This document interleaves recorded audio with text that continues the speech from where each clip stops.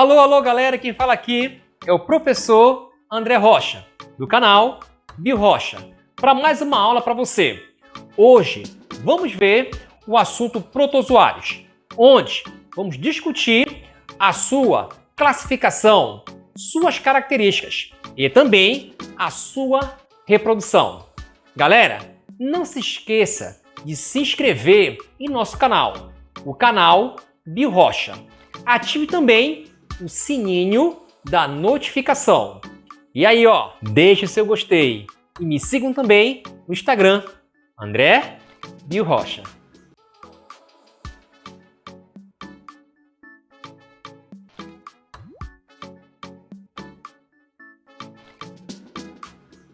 Vamos lá, galera.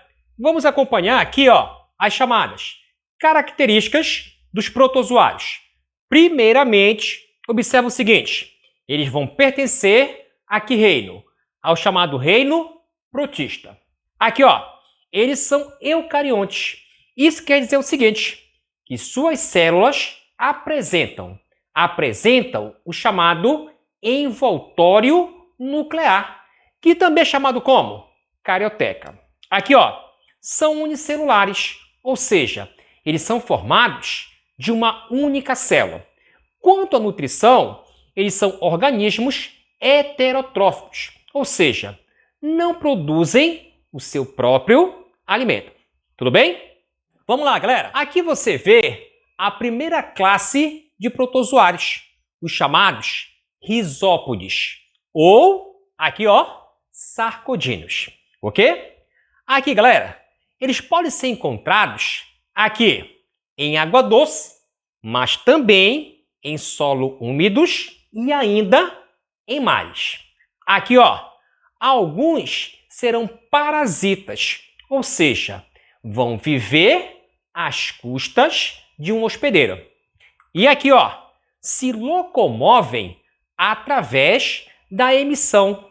Da emissão de quem? Dos chamados pseudópodes, ou seja, falsos pés.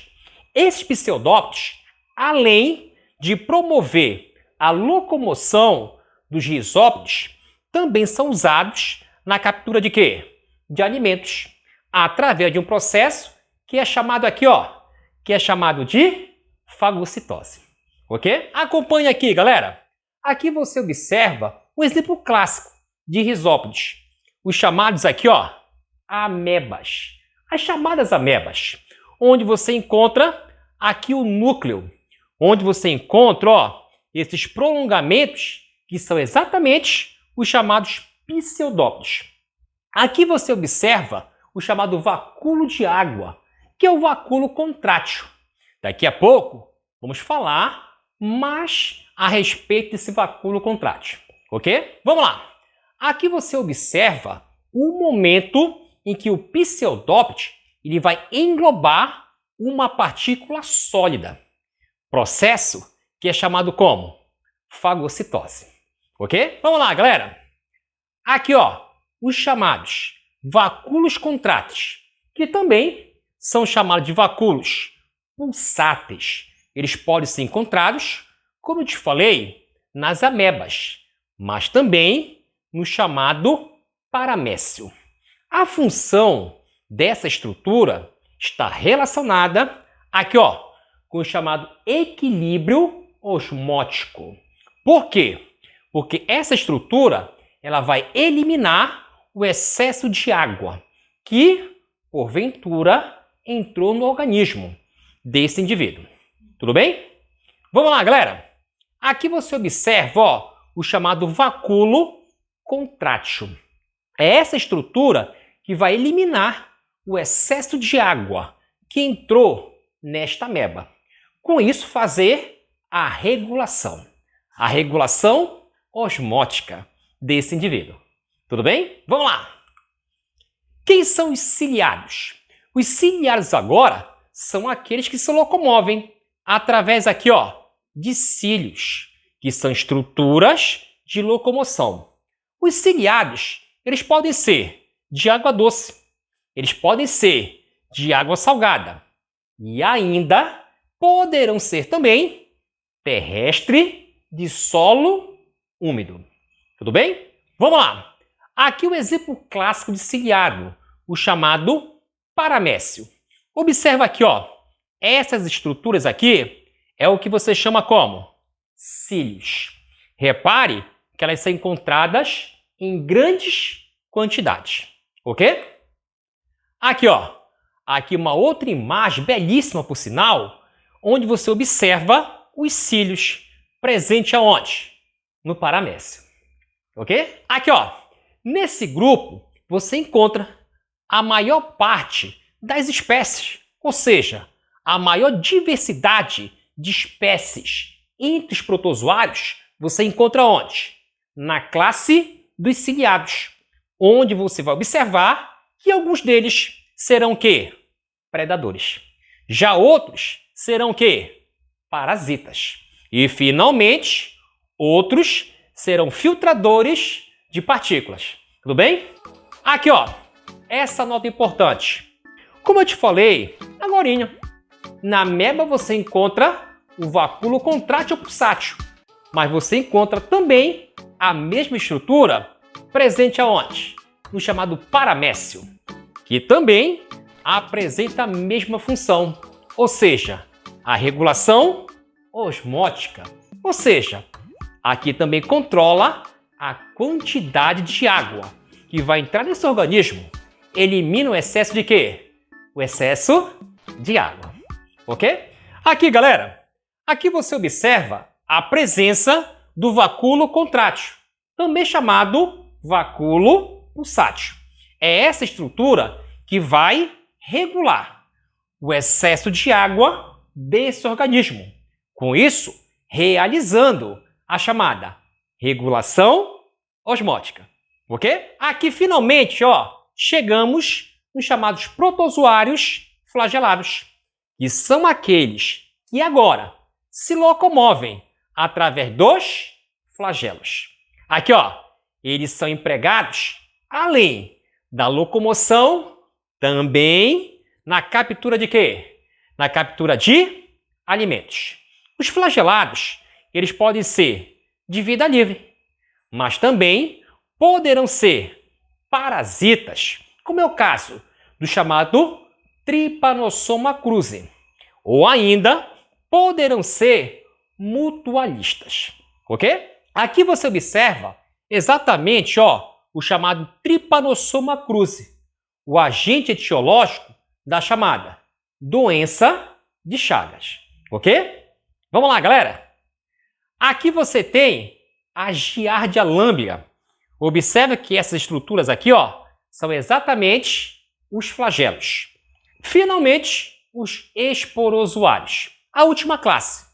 Galera, essa é a única classe que não apresenta, observa, não apresenta estrutura, aqui ó, estrutura de locomoção, ok? Eles obtêm o seu alimento, o seu nutriente, através da absorção direta, diretamente de quem? Diretamente, aqui ó, do organismo hospedeiro, a qual eles vão o quê? Parasitar. Tudo bem? Aqui você tem como exemplo o chamado plasmódio. O plasmódio é o agente etiológico que nós vamos acompanhar. O agente etiológico da malária. Ok? Vamos lá, galera! Reprodução dos protozoários. Vamos começar pelos rizópodes, que podem realizar reprodução tanto de forma assexuada quanto da forma sexuada, ou seja, sem a participação de material genético ou com a participação de material genético. Observa, de forma assexuada, nós temos a cisciparidade. Agora, de forma sexuada, nós temos quem? A chamada conjugação, ok? Vamos lá. Aqui você tem a cisciparidade, que acontece, por exemplo, em uma ameba.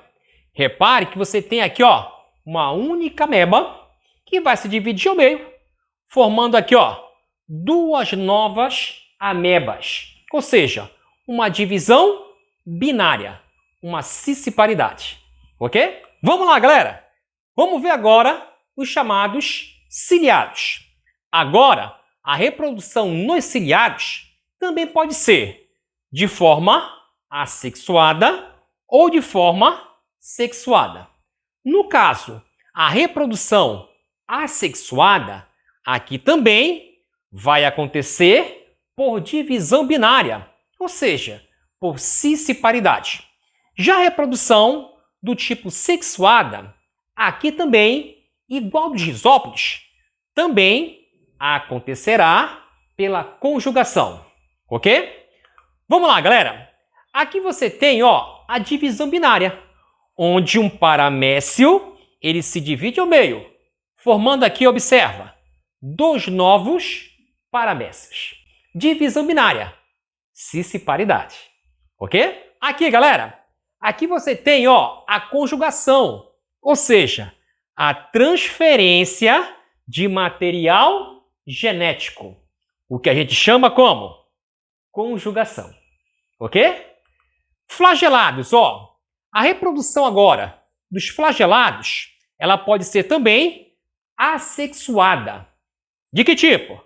Divisão binária. Só que agora, é uma divisão binária de que tipo? Longitudinal. Aqui, aqui você observa exatamente um indivíduo flagelado, onde você tem a divisão na região longitudinal, de modo que eu vou formar 2 novos indivíduos. Então perceba, um formou quantos? 2. Divisão binária, cisparidade. De que tipo? Longitudinal. Ok? Esporozoários. Os esporozoários vão apresentar agora uma reprodução alternada. Olha lá, por esquizogonia. Aqui é o seguinte, processo de reprodução de que tipo? Assexuada, em que uma única célula, ela vai o quê? Sofrer fragmentação. Isso vai acontecer em que organismo? No organismo de vertebrados, que correspondem os hospedeiros, aqui hospedeiros intermediários. Aqui, galera, você observa exatamente a fragmentação desta célula, o que a gente chama esquizogonia, ok? Já a reprodução, que vai acontecer nos hospedeiros definitivos, que normalmente serão artrópodes, como que acontece aqui, nas moscas, como que acontece com alguns mosquitos sugadores de quê? De sangue. Aqui, a reprodução, vamos chamar como? Esporogonia, ok? Aí, galera, espero que vocês tenham aproveitado e gostado também dessa aula de protozoários. Mas não se esqueçam de assistir também as outras aulas lá na playlist de microbiologia, ok? Até mais!